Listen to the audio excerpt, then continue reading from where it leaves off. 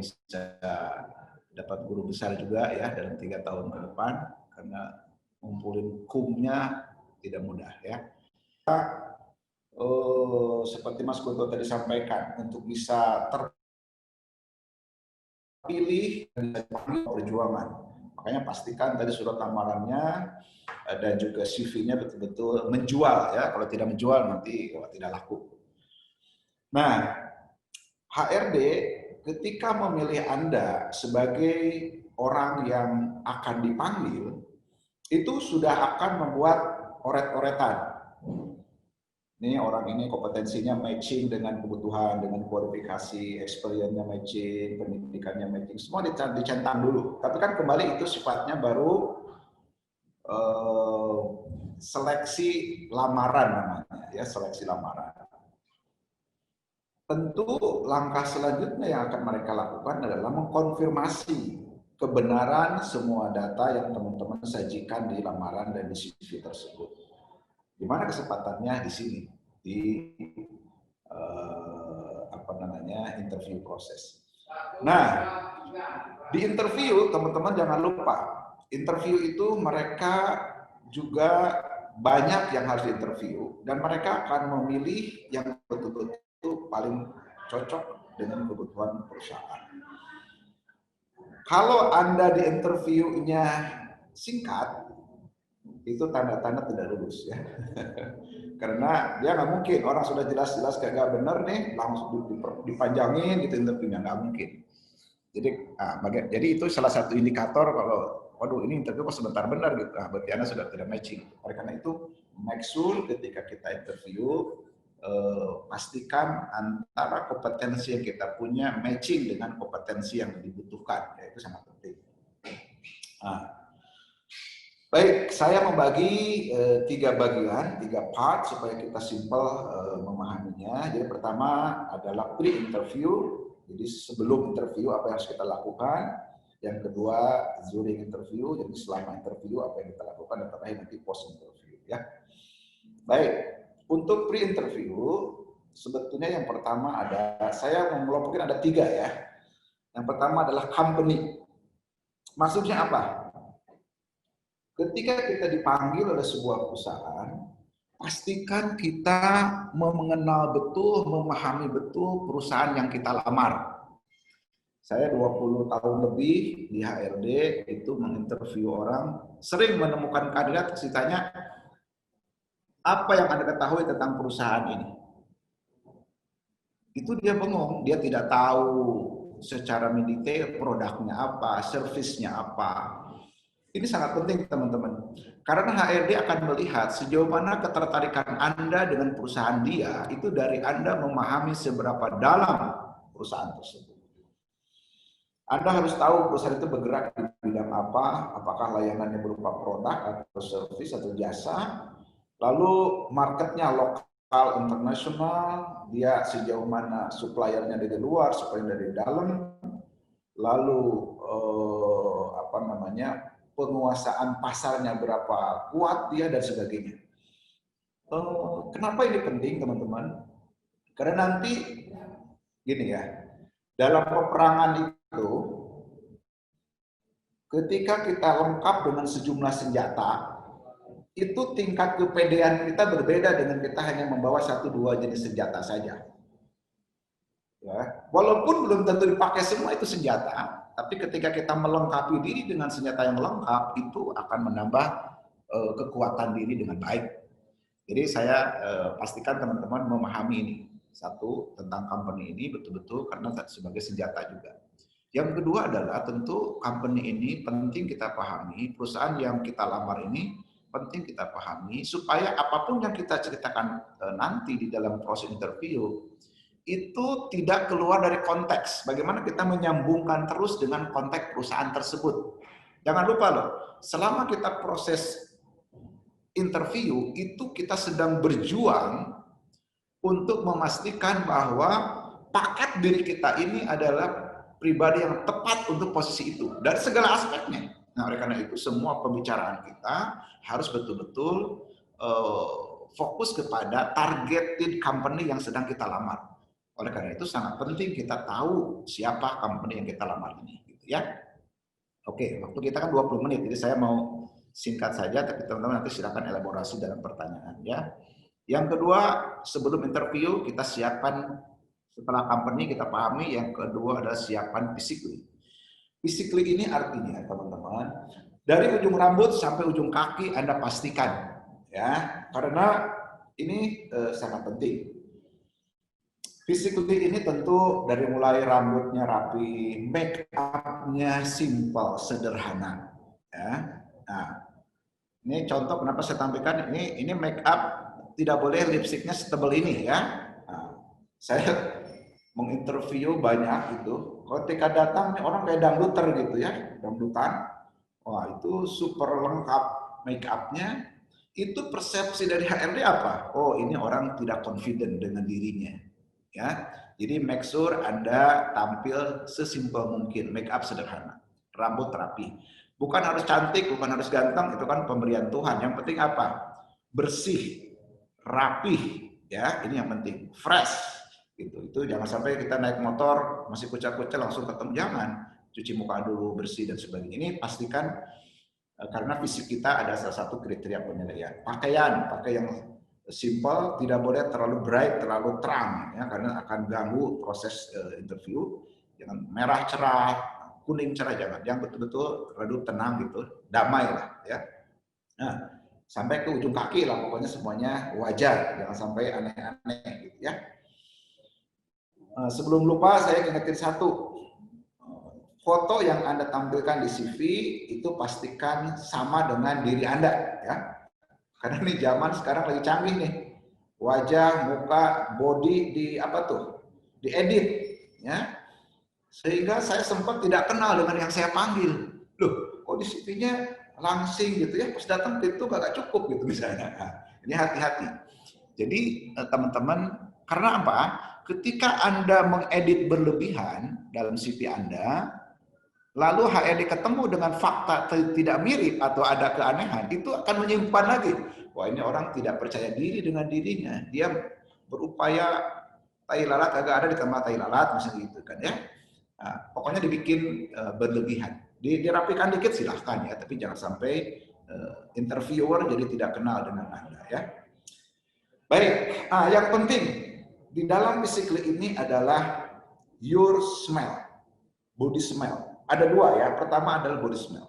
Saya sering menggagalkan orang di interview, bukan karena apa-apa, belum apa-apa kita sudah tidak nyaman. Ruang interview itu tidak selalu ruangannya besar, biasanya bahkan ruangannya kecil-kecil. Dan itu kalau Anda bau badan, itu dengan gampang mengganggu suasana dan langsung interviewer mencoret nama Anda. Langsung akan bilang, oh terima kasih, silakan tunggu 2 pekan lagi, nanti akan dihubungi bila Anda cocok dengan jabatan yang dilamar. Nah, itu sebenarnya mencatat Anda, itu sebenarnya mengatakan Anda tidak lulus gitu, kalau pernyataan seperti itu. Ya jadi pastikan kita juga jangan berarti over parfum ya. Kita wanginya itu sampai merusak suasana gitu, saking bahkan mandi parfum jangan juga ya, secukupnya. Ya tidak boleh. Yang kedua, bad smell dari mouth. Ngomong kita ini hati-hati. Usahakan sebelum kan kalau kita lama tidak minum, kekeringan, bicara kadang baunya nggak enak juga. Jadi pastikan, ini sederhana teman-teman, tapi sangat banyak gagal gara-gara ini. Karena apa? Berarti dia dalam menjual dirinya sih udah nggak bagus gitu. Kan Anda tuh produk di situ. Jadi harus menarik, harus wangi gitu ya, dan juga tapi tidak boleh berlebihan. Itu physically. Jadi physically di sini pastikan sebelum Anda interview tadi company kita paham perusahaan yang saya lamar itu apa bidangnya. Yang kedua diri kita pun dibawa dengan menjual yang baik, tampilannya, baunya gitu ya. Nah ini semua disiapkan dengan baik. Nah yang ketiga yang tidak kalah penting adalah mentally.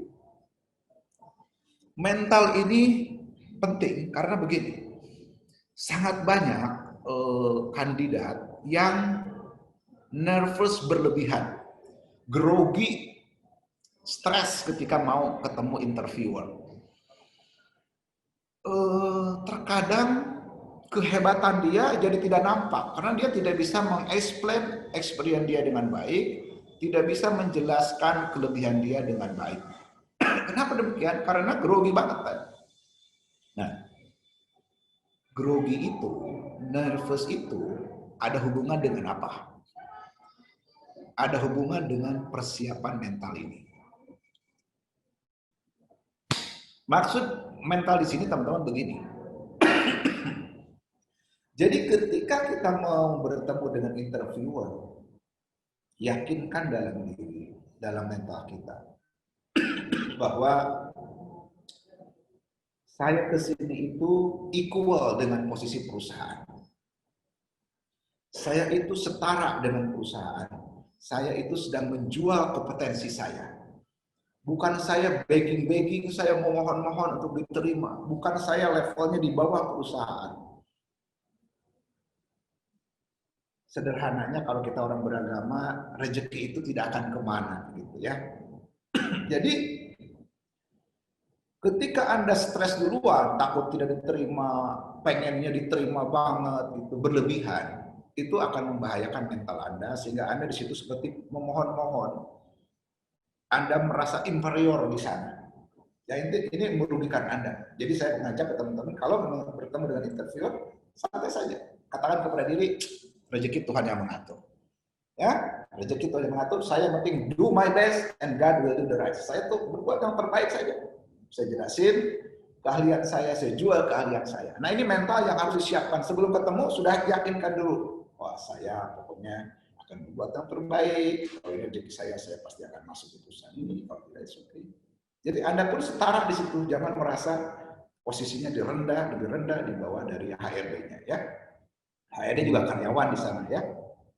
Biasa aja. Bapak, mohon maaf. Waktunya tinggal 5 menit lagi ya Pak ya? Oke. Silakan Pak. Baik, during interview. During interview di sini Anda perkenalkan diri dengan penuh confident ya, penuh percaya diri. Tadi ini kaitannya dengan mental tadi. Kalau Anda tidak percaya diri, Anda tidak akan bisa pede. Kalau mentalnya tidak siap di awal tadi, ketika ketemu tidak akan pede juga. Ya, jadi make sure Anda memperkenalkan diri dengan confident. Ketika menjelaskan sesuatu di dalam forum tersebut, itu harus impresif, gunakan gestur tubuh, tidak boleh tangannya di bawah diam aja gitu sambil nunduk ditanya, itu nggak boleh. Jadi betul-betul tatap matanya, ingat gestur itu, body itu bicara lebih banyak dibandingkan dengan kata-kata. Ya, kata-kata doang itu hanya 7%, sedangkan intonasi itu 38%. 55%-nya adalah gestur tubuh. Gunakan. Kalau Anda menghitung, gunakan tangan, tunjukin. Ada 3 hal penting yang saya ingin sampaikan. Misalkan, jadi betul-betul ketika bicara besar, bicara panjang, itu gunakan ekspresi. Karena gestur sangat berbunyi. Ini akan meyakinkan interviewer Anda. Ya. Ini semua pertanyaan. Asal nanya gaji, nanya kelebihan, nanya kekurangan, nanya pekerjaan sebelumnya, nanya atasan sebelumnya, semuanya perlu Anda jawab dengan sungguh-sungguh. Ya, nanti itu dalam kita tanya jawab ya, boleh nanti kita tanyakan. Intinya adalah semua aspek ini mengerucut kepada Anda itu pribadi yang layak dibeli dan cocok dengan perusahaan. Kelebihan Anda apa, sampaikan. Ketika bicara kekurangan pun, kekurangan yang memang tidak mengganggu kelebihan Anda. Kekurangan yang Anda sudah punya antisipasinya. Saya itu pelupa misalnya, tapi selama ini saya selalu mencatat apa-apa yang saya inikan. Nah, misalnya contoh, jadi sudah ada solusi. Jangan membuat kelemahan menjadi jurang bagi Anda dan mengganggu performance Anda. Ya. Oke, jangan lupa sebagai cermin Anda kesungguhan pengen bekerja di sana, tunjukkan sejumlah pertanyaan yang cukup penting, visi misi perusahaan Anda harus tanyakan. Jadi dia, oh ini kandidat pengen tahu jauh perusahaan, berarti organisasi juga Anda cek. Nanti reportnya ke jabatan apa jabatan saya ini, lalu koleganya bagian apa saja, ya, sama output apa yang diharapkan dari pekerjaan saya. Ya. Terakhir adalah post interview. Ini setelah interview pastikan Anda say thank you. Ya, terima kasih sudah diberikan kesempatan untuk interview di tempat Bapak atau Ibu, karena sering suka lupa tuh. Ini masalah attitude tadi ya, sopan santun Anda ini penting ketika mengakhiri interview. Pastikan juga menanyakan step berikutnya apa namanya tahapan-tahapan selanjutnya setelah mengikuti interview tersebut. Baik. Nah, ini penting terakhir. Kalau udah selesai interview, sudah lupakan. Lalu mulai lagi melamar yang lain. Jangan setelah saya interview langsung ngelamun di rumah, aduh gimana ya, takutnya tidak diterima nih. Aduh, wah akhirnya Anda stres. Jangan. Anda sudah berusaha, Anda di situ tawakal ya, udah serahkan. Sekarang saya fokus melamar yang lain lagi ya. Baik, teman-teman, itu secara keseluruhan. Jadi ada free interview, kita pastikan company physically dan mentally tadi ready sebelum kita interview. During interview tadi pastikan ada 4 aspek ini. Nanti teman-teman silakan tidak ada hal yang ingin ditanyakan. Dan terakhir adalah post interview. Ya. Yang penting kalau Anda sudah bekerja nanti dimanapun, berbuatlah yang terbaik, berikan yang terbaik. Saya bekerja di sebuah perusahaan, melamar hanya sekali dulu. Selanjutnya 2 kali dengan perusahaan yang kedua. Setelah itu 7 perusahaan lain tidak pernah melamar lagi. Karena apa? Karena kita hubungan baik